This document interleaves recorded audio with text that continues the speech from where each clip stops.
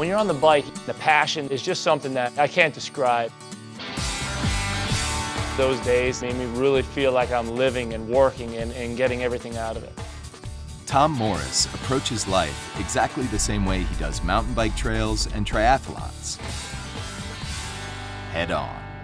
Tom's very energetic, very positive. He's always on the go. As a strength coach at Indiana, Tom didn't just push Hoosier student athletes. He also tested his own limits. His childhood sweetheart and wife, Krista, a learning specialist who works with Hoosier football players, often worried when Tom took off on long bike rides. I always wanted him to tell me when he was going and when he was coming back. I was that obnoxious wife that, didn't let him go. He would always tell me that biking was his freedom.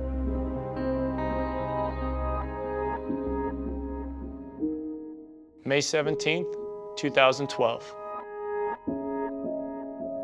Of course I could remember that day, unfortunately like it was yesterday.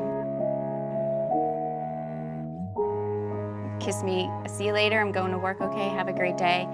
Arrived at work about 6 a.m., trained women's basketball, trained some men's soccer players, was done by 9 o'clock.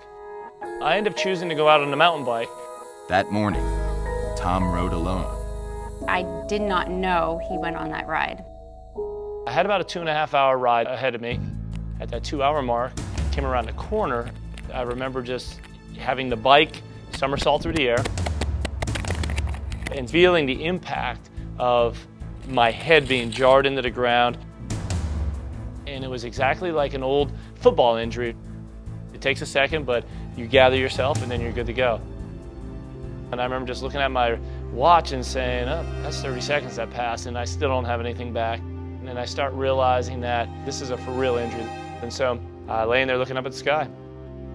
I was actually texting him to see when we could work out, since we usually take our lunch breaks together. And the phone kept ringing, and there's nothing I could really do to answer the phone. And I realized that my hands aren't working. At 3 hours, I started having pain.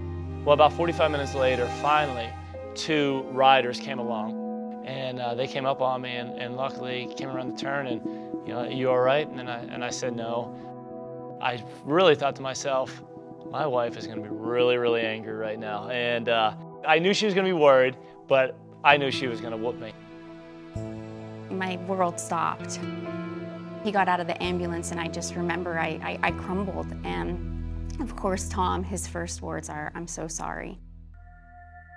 The doctor first told us, "Tom, the x-rays came back and you broke your neck." I dropped. I could not believe it. I looked at him and he looked at me and his first reaction was, "Okay, so what's next?" Tom underwent spinal surgery to fuse together his dislocated vertebrae and had a titanium plate inserted in his neck for support.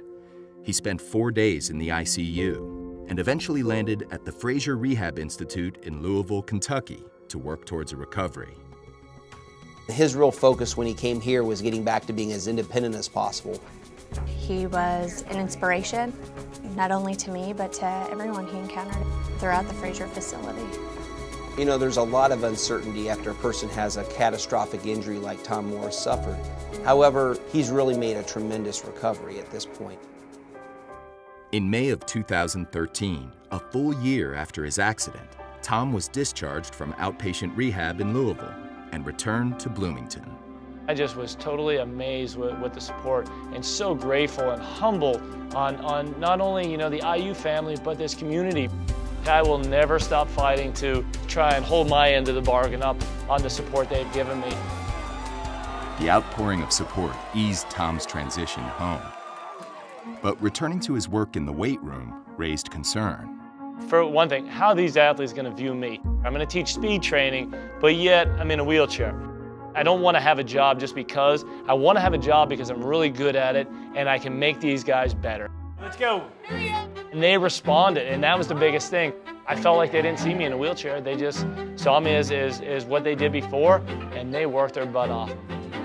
I always told the students when Tom was coming back, you guys better watch out, because if you thought he was tough, just wait because you will never be able to say you can't.